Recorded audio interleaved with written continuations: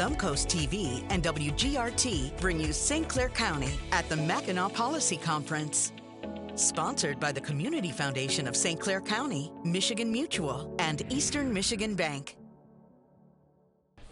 Welcome back to live coverage of the Mackinac Policy Conference. Host Josh Chapman, and today I am with somebody that a lot of folks in our neighborhood might not know, Erin Skene-Pratt, and you're the Executive Director of the Michigan After School Partnership. And you obviously help deliver a lot of things, but I don't want to steal your thunder. So what is the Michigan After School Partnership, and what do you guys work on?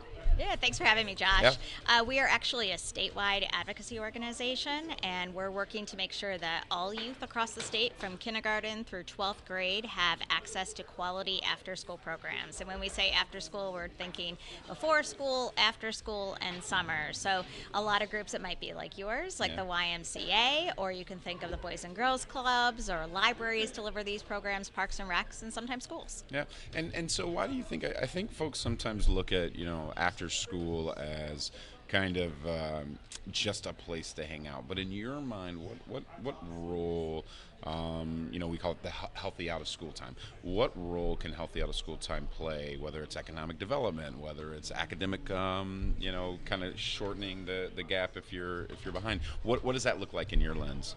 I really see after school as meeting bipartisan priorities across the state. I mean, one is you think about childcare. We have a huge shortage of childcare in this state, and that doesn't end once kids get to kindergarten. There's still a huge issue and a huge need for school-age kids to have support like that after school, and for families to be able to have somewhere safe to be, for their kids to be.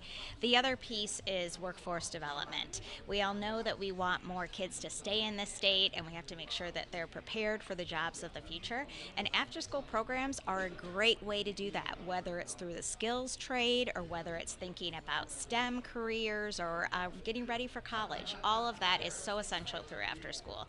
And then there's also the education component. We know our scores are in our school, scores are struggling, and we need to make sure that more kids are doing better with math, science, and reading. And that's another place that, whether it's, again, after school or summer programs, are really able to help kids. And it's not through worksheets, it's not through, the standard kind of lectures. It's really hands-on activities. It might be nature related, right? Where they're doing something related to math, or it could be cooking where they're doing something related to math, or it could be literacy where they're making up plays and stories and acting them out, and all of those different types of things that, the kids may not realize that it's helping them, but it really is enriching them from an academic perspective. And then we've also got, since COVID, we've really found that kids tend to feel disconnected, right? And so we need to make sure that there are adults who are helping them feel more connected, but then also in offering a mentoring type relationship, but also helping them to have those relationships between the kids. And really to making sure that, to help deal with bullying issues, to help them learn how do you make a friend, how do you keep friends. All of those types of things are really happening at after school programs. And then the other piece is from a health and wellness perspective. It is, the Ys are so great in terms of physical activity, but there's also the nutrition standpoint. And these programs are where a lot of kids, it's their only opportunity for a snack after school, for a dinner after school. And then a lot of programs are providing 3 meals a day during the summer. And hunger for kids is such a huge issue in the state, again, that is bipartisan across the aisles. And after school is really something that helps to address that. You touched on so many key things. I think, when we talk about, one of the first things you mentioned, that workforce development. And we know there's a lot of typically women, they get relegated to childcare duties, and because they don't have anywhere for the kids to go, whether that's the pre-K setting, or after school, the educational component. We're fortunate that with your support and others, that we can really come alongside school districts. We're not trying to mimic, to your point of no worksheets. It's really, hey, we know the constraints that are put on the schools in terms of what they have to teach academically. We know that certain enrichment programs, the wood shops, the things like that, don't exist anymore. So what a perfect opportunity for out-of-school time partners to support that. And then one of the new wrinkles we added, we're teaching kids how to swim. Yes. So we're picking them up from the after-school program. We're taking them to swim lessons, and we feed them. We do all of the things. So it's you hit all the nails on the head. So and can you talk to folks about, because we always use the word quality. And I know the things that I can't ask you, and I know we won't go there.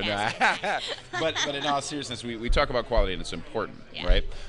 Can you kind of give us a 30-second overview of what you're doing with the MyYDA? Yeah, absolutely. So, we always want to, as you say, we want to make sure that kids are safe. That's kind of like the bottom of the pyramid, right? That has to happen. But then we want to make sure that kids are able to have the enriching experiences. And for that to happen, they have to be going to a quality program. And part of that is making sure that we have, as we like to call them, the youth development advocates or the youth workers, if you will, the people who are working in the programs, making sure that they have the skills, the resources, and tools that they need. So similar to where child care has the CDA, the Child Development Associate, in our line of work we have the Michigan Youth Development Associate. And it is an opportunity to get either a certificate or a credential, and this can happen with CTE students in high school. This can also happen mid-career as well. And it's an opportunity to take tons of different types of training and then have the experience and have folks assess you and give you a little bit of tips, right, in terms of things you could be doing a little bit differently.